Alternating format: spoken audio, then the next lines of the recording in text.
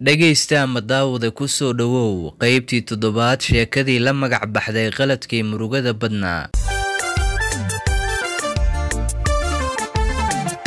sheekadan waa qiso dhab u dhacday waxa qaybtii 6 ay noo joogto Xamso oo baadigoob u galay dadkii u dooni lahaa Shamso maadaama waxbarasho aysan jirin qof kastana uu xoog u saaray xiriirka jacayl waxa labadooduba ay noqdeen laba qof oo aad isku jacayl waxa dhex yaala labadooda qiimaha xiriir jacayl oo qurux badan iyo sidoo kale farxad sareysa waxaana Shamso markasta ay ku fikiri jirtay Xamso halka Xamso isagana uu ku fikiri jiray Shamso. Xamso ayaa u tagay adeeradii intii uu islahaa garab way ku siin karaan waxaana adeerayaashii u tagay u sheegay inuu yahay guurdoon maadaama waxbarashadii uu dhameeyayna lagu daro gabar uu aad u jecel yahay oo muddo ay wada socdaan. Xamso maadaama war wanaagsan uu u leeyimid adeerayaashiisa waxa hadalkiisii aad ugu farxay oo soo dhaweeyay odayaashii qaraabada la ahaa iyo sidoo kale adeeradii uu u tagay. Xamso ayaa ka soo tagay adeerada isagoona qanacsan waxaana la ballamiyay maalin Isniina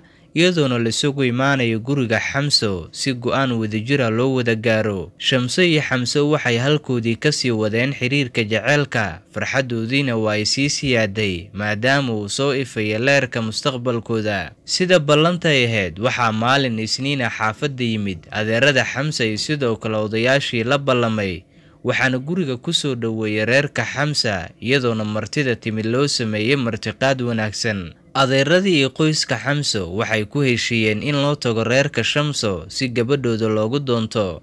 Xamso ayaa lagu yiri waxaad u sheegtaa gabadha in maalinka Khamiista loo soo socdo una sheeg in waalidkeeda ay wargeliso. Xamso oo farxad ay bidhaamisay wajigiisa isla markaana wanaag badan uu ka muuqdo ayaa Shamso waxa uu wacay 7 fiidnimo xilli ay ku beegneed isagoona ku yiri gacaliso waxaan ku wadaa bishaaro farxadeed xaqiiqdii farxad darteed waxaan ka baqayaa caawa inaanay lameeyo aniga.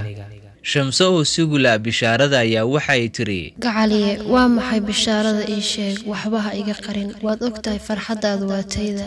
Xamso ayaa markaan hadalka la soo booday waxaana uu yiri gacaliso maantay waxa guriga yimaadeen adeeray sidoo kale odayaal qaraabada ah waxaana lagu ballamay in maalinka Khamiista ah ee soo socota laga soo doonto reerkaaga marka gacaliso u sheeg hooyo iyo aabba fariintan. Shamso oo iyadana markaan farxadda dhinaceeda ka dareemaysa ayaa tiri gacaliye waa ii farxad hadiiba aan midoobayno waxaana filayaa in fariintan farxadda badan reerkayga ay ku farxi doonaan insha Allah. Shamso ayaa tiri waayahay gacaliye sidii ayaana lagu kala tagay. Shamso waxay durba bilowday inay howsha guda gasho waxay u tagtay aabaheed waxaana ay u sheegtay akhbaartii balse aabaheed aad ayuu arrintii ugu farxay waxaana lagu yiri Shamso aabe macaane waan ku faraxsanahay markii aad tiri si sharaf leh ayaa la ii soo doonanaya marka aabe martida waan sugaynaa ee arrintan hooyo u sheeg. Shamso oo farxadeeda ay laba jibaarantay ayaa qolkii hooyadeed gashay waxaana ay labada daan ay ka shumisay hooyadeeda. hooyo macaan soo gabadhaada ma ihi hooyo waxa guriga Khamiista imaanayo reerka wiil doonaya inuu isoo doonto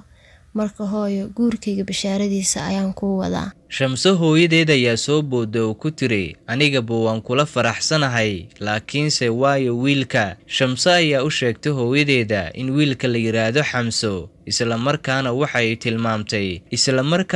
u tilmaamtay hooyadeeda guriga uu degan yahay wiilka iyo qoyskiisa intaba. maamada waan ku farxin Xamso maadaama ay bargaranaysay waxaana ay tiri hooyo macaane ma rabo inaad ninkaas guursato sidaa daraadeed aniga guurkaasi kuma fasixin. naceeb qabiil iyo mid dhaqaale oo midna ay ku diideyso maamada ma aysan jirin balse dooq ahaan iyo qof ahaanba ay tilmaameysay inaysan ula rabin gabadheeda. Shamso oo isira gafuur taagaysa ayaa hore u gashay qolkeedii waxaana markiiba isku duuduubtay go'eedii. waxa uu baryaba waaga Shamso sida caadada u ahayd waxay dukatay salaada subax kadib waxay fariin u qortay Xamso iyadoo leh qaali waxaan ku sidaa fariin marna farxad ah marna farxad aan ahayn. Shamso oo diidan inaysan arrinta ku sii fogaanayaa tiri arrinta guurkeena iyo soo doonashada waxaan u sheegay hooyo iyo aabe balse aabe aad ayuu ugu farxay wuuna soo dhaweeyay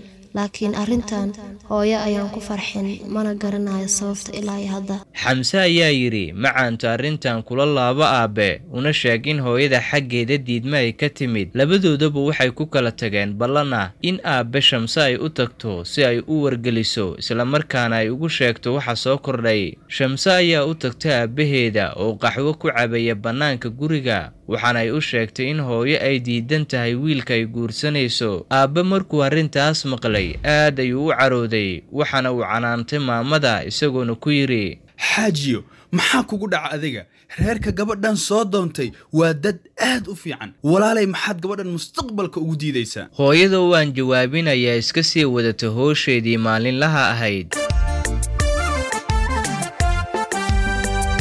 daawade ama dhegaysta intaa haynoo joogto qaybtii 7 sheekadii la magac baxday qaladkii murugada badnaa. Inta qaybta xigtaan ku wada kulmi doono nabadgelyo.